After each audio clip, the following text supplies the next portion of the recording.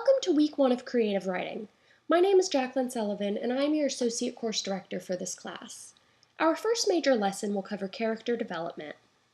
This lesson will cover what a character is, how to build a credible character, how to write with purpose, how to write with complexity, and how to ensure that your character experiences change. Since you will be writing a complete story this month, your first order of business is to create an active protagonist, or character. First, let us remember that the word character comes from ancient Greece. It means to engrave. This is significant. As the author, it is up to you to engrave so much into your characters, like personality, ambition, desires, and resolve. Your fiction can only be as successful as the characters who move it and who move within it. A character is a representation of a person in a narrative or dramatic work of art. Whether your characters are created from life or are pure fantasy, we must find them interesting, we must find them believable, and we must care about what happens to them. You should know everything about your character. Some writers keep journals to get to know their characters.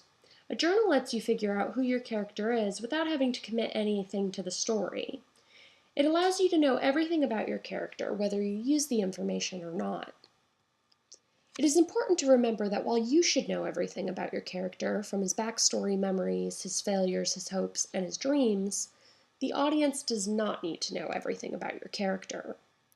It is your responsibility to show who a character is within the realm of only one of their stories.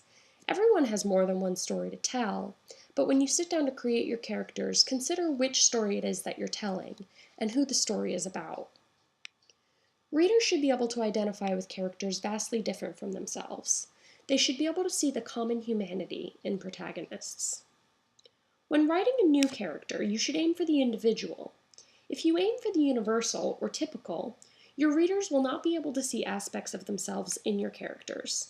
That's not to say that every single character in a story needs to be fully developed.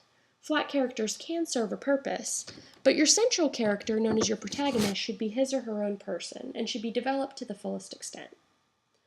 Once you have established a character, you need to establish credibility.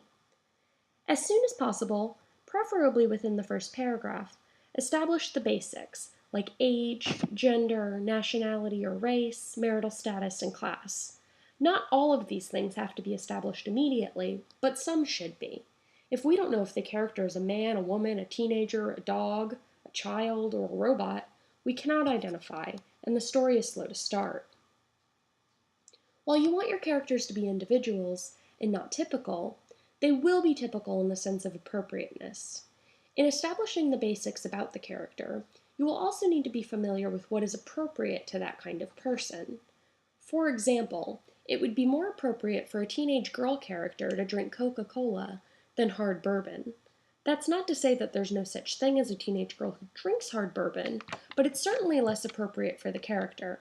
Unless a specific detail like that is central to who the character is and is part of the story, a more appropriate choice should be used. Readers can identify with almost any character, but no reader can identify with confusion. The sooner the character is established, the sooner the reader can enjoy the story. When establishing the appropriate and specific details about your character, you want to be careful to find ways to relay the information without telling. You need to show us what you want to know. I'll probably write "show, don't tell" on the comments for your story all month long. If you do have more questions about how to show instead of tell, please feel free to contact me. Students tend to feel overwhelmed by the need to give a bunch of information right up front. You must remember that credibility consists in a combination of appropriateness and specificity. The details you use should convey information while keeping our attention on the desire or emotion of the character. Think about this.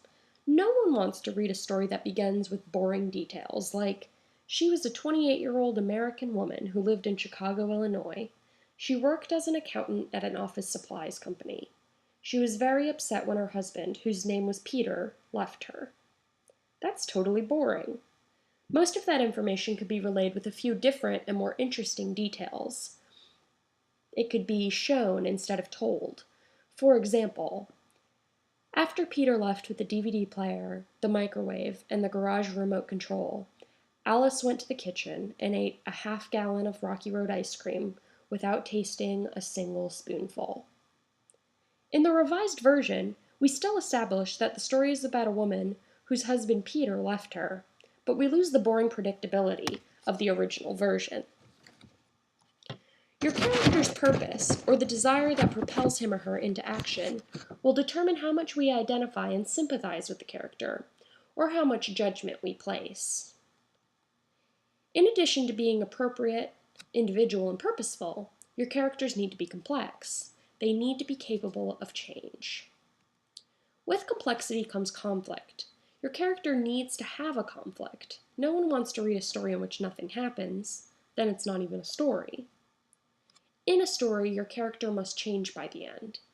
His or her life should never be the same once the conflict is resolved, or unresolved, as the case may be. John Le Roux, an author, suggests viewing change in a psychological way.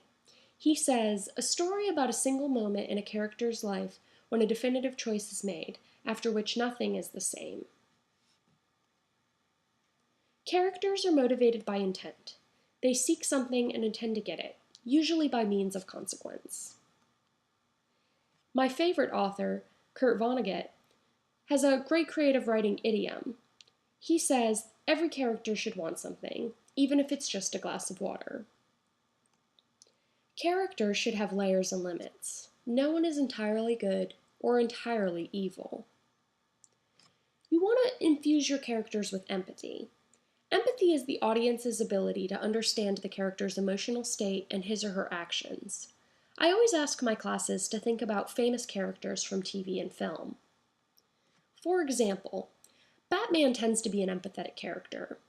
He makes choices that are sometimes questionable, like leaving civilians in danger to save Rachel, but we understand his motivations. But what about the Joker?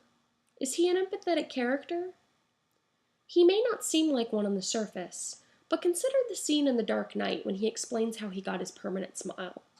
He tells the room full of people that when he was a little boy, his abusive father asked him, "Why so serious?" and then said, "Let's put a smile on that face," and carve the smile on with a knife. I don't know about you, but that certainly makes me empathize with the Joker. Note that I didn't say sympathize. The difference between sympathy and empathy is pretty big. I do sympathize with the Joker in that I feel bad for him. That's a terrible thing to happen to a child. But I also empathize with him because when I hear that story, I understand how he became a crazed madman. No child should have to endure that kind of psychological or physical torture. Dexter Morgan from the Showtime show Dexter is another great example of an empathetic character. Dexter is a serial killer. On paper, he's a bad guy. But he's a serial killer who kills other serial killers. He's not necessarily a vigilante, even though the show suggests that over and over again.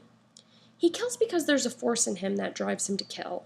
He just controls the force by using his murderous tendencies to take out people who hurt other people, instead of hurting innocent people. Dexter's a pretty complex guy. He's empathetic in that the more we learn about Dexter and his past and what drives him, the more we understand him. He's not the monster he calls himself. He loves his sister and his children. He's simply motivated by intent and does what he has to do to get what he wants, which is usually blood.